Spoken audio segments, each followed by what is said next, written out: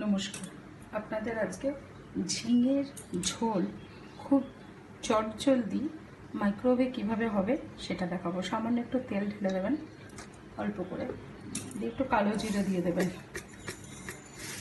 হলো দিয়ে কাঁচা লঙ্কা জাস্ট দিয়ে দেবেন, দিয়ে মাইক্রোওয়েভে এই বলটা দিয়ে দেবেন।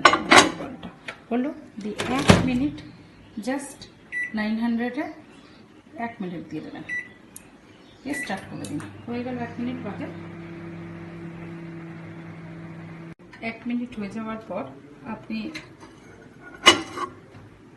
বলটাকে নামিয়ে ঝিঙেটা এর মধ্যে ঢেলে দেবেন।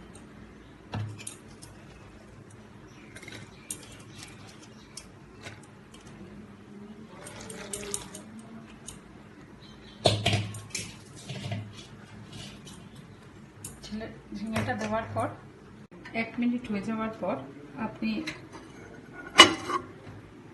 বলটাকে নামিয়ে ঝিঙেটা এর মধ্যে ঢেলে দেবেন।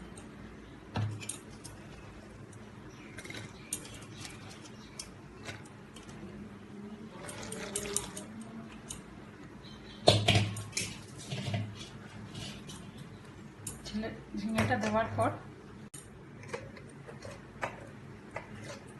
খুব অল্প একটু হলুদ ছড়িয়ে দেবেন আর একটু নুন ছড়িয়ে দেবেন।